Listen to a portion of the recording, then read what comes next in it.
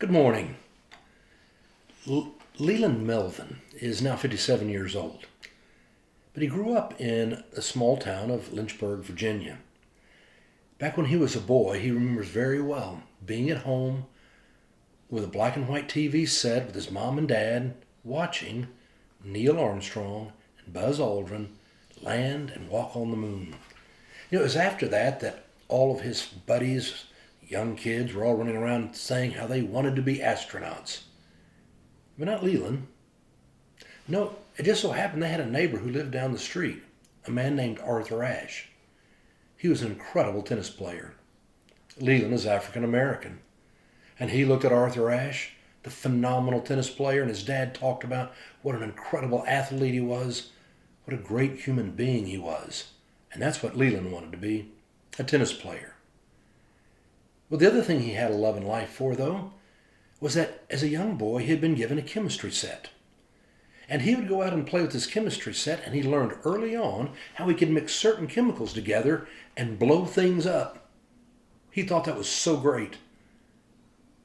Well, as he got older, he became an athlete, actually became a football player, got a scholarship to Richland University to go play football. And his major was chemistry. Went and got a chemistry degree, and then he went and got his master's in material science. When he graduated at Richland, he actually got drafted by the Detroit Lions in the NFL. He went to their training camp, and there he was practicing with them, and he pulled a hamstring. Well, he was out, and they cut him and didn't take him on. He rehabbed, and the next year he was picked up by the Dallas Cowboys. He got to go to training camp again, and this time in his other leg he pulled a hamstring. And that was the end of his career. He was looking for something to do, and it was a friend who said, I could get you on at NASA, doing some different administrative work. And so he went to NASA and began working, and then a friend came to him one day and said, you ought to be an astronaut. And he said, I can't be an astronaut. And why not? He said, look at me. I'm black. You don't see black astronauts. It was a year later. They were handing out applications again, and he decided to try. And he got accepted into the program. I couldn't help but think how often you and I limit ourselves.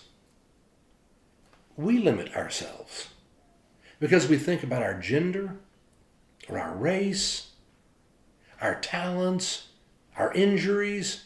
We seem to limit ourselves in terms of what we think that we can be.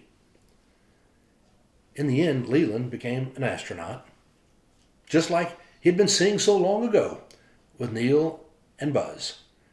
And before he knew it, he was flying into outer space aboard the space shuttle and going to the International Space Station to live on the International Space Station and work. He would actually go there twice. He finally retired from being an astronaut, and today he works at NASA in the Educator Astronaut Program, where he goes around talking to schools and students, and whether they're in high school or going to colleges, and just talking about life and all the roadblocks that can come. It made me think about the Apostle Paul when he would say, I've not that I complain of want, for I have learned in whatever state I am to be content. I know how to be abased, and I know how to abound. And in all circumstances I have learned the secret of facing plenty and hunger, abundance and want. I can do all things through Jesus Christ who strengthens me. Be careful that you and I don't limit ourselves. Instead, we look to Christ to lead us into the future. For truly it is in Christ that we may find ourselves being called into the stars. Have a good day.